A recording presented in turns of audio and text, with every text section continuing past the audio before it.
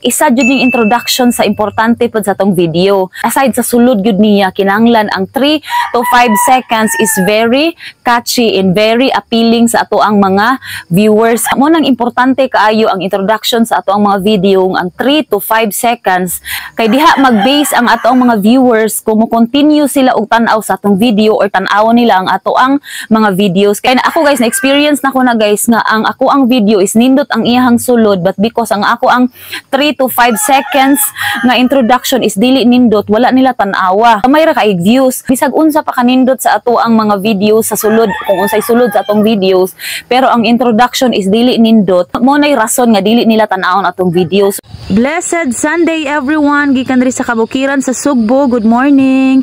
Unya kailan mo unsa ni guys, mo ni gitawag og balanghoy or kamanting kanang kasava, mao na siya. Gamay ra hinuon ni siya guys, so di kay siya daghan, ara siya diri dapit aning kasagingan.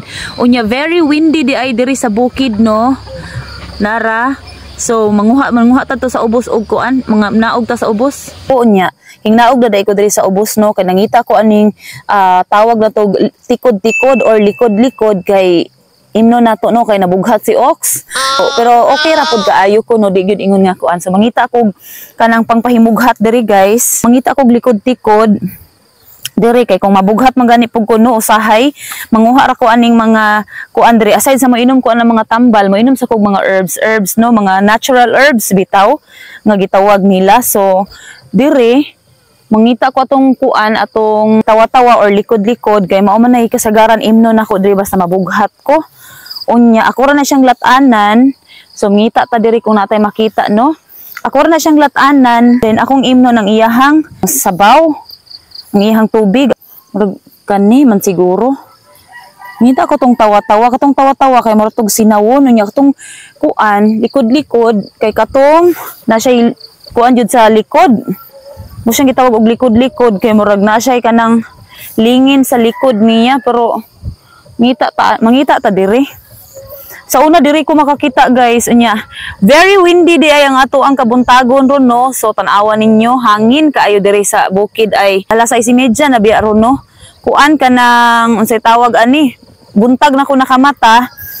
Late na ko nakamata guys, nya very windy gyud diri sa bukid, tan-awan ninyo oh.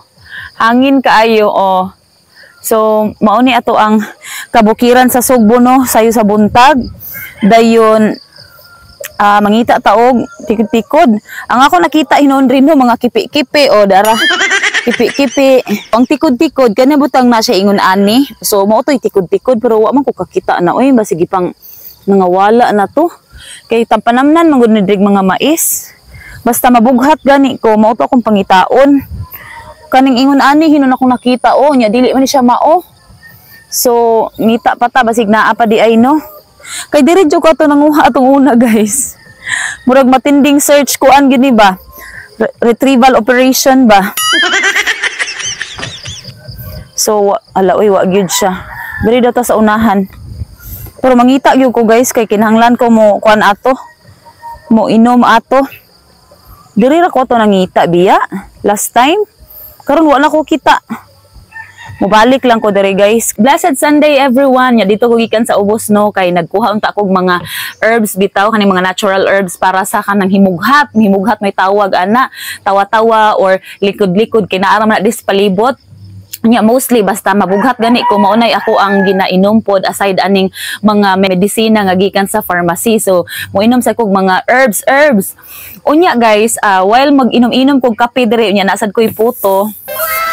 Natay istoryahan ani bitong ato ang video bitaw. So about aning pag-edit bitaw sa tong video no. So isa jud ning introduction sa importante pod sa tong video. Aside sa sulod jud niya, kinahanglan ang 3 to 5 seconds is very catchy and very appealing sa ato ang mga viewers. Kay diha mag-base ang ato ang mga viewers kung mo continue sila og tan-aw sa atong video or tan-awon nila ang ato ang mga videos. Kaya ako guys, na experience na ko na guys nga ang ako ang video is nindot ang iyahang sulod, but because ang ako ang 3 to 5 seconds nga introduction is dili nindot, wala nila tan-awa, wala gamay ra kay views. Isag unsa pa kanindot sa ato ang mga videos sa sulod, kung unsay sulod sa atong videos, pero ang introduction is dili nindot, mo nay rason nga dili nila tan-awon atong video. So ako gi-practice na ko na karon kay nakita sad nako na sa ubang mga big content creator nga grabe ang editing nila, nindot kaayo ba, ang introduction nila nindot kaayo, ang 3 to 5 seconds la is nindot, is makatiwas na hinoon kog tan-aw sa ilang mga video. So mo nang gi-apply sad nako na karon kay dako sa gyud po siya tabang sa atong mga video based on my experience guys,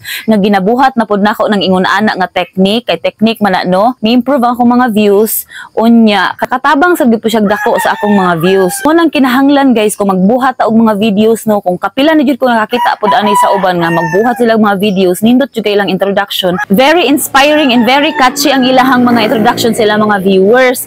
So mao nang importante jud kaayo guys nga kung magbuhat og video, kung unsa toy pinakanindot sa inyong video, kung unsa toy tan-aw niyo nga pinaka the best nga himuon siyang introduction, mao toy himuan yung introduction kay para ang tao mo interest gyud og tan-aw sa atong mga video nya. Mao na sad nagi-apply nako diri karon sa akong mga videos, and mag-work jud siya guys, as in kaingon ko guys nga ni work jud sad siya kay medyo mitaas ang akong mga views compare anang normal lang bitaw nga mo dito tag hello guys, welcome back mo, welcome to my kuan kanang inaana. So mas makahatag og interest ato ang mga views kung ang ato introduction, ang atong 3 to 5 seconds nga introduction is very inspiring or very catchy para sa atong mga viewers. So ingon ana sa dako ang gibuhat karon no, kay para pod at least makahakot tag mga views ba, kay mao man nagikinahanglan pod nato diri no, especially katong wala pa na nga monetize. Bisag ako nga na monetize nako, syempre nanginahanglan gyud ta og views kay diha man magbase ang atong income sa ato ang views sad. Kinahanglan daghan gyud tag mga technique pod no, matinding editing ang buhaton nato sa mga ingon ana.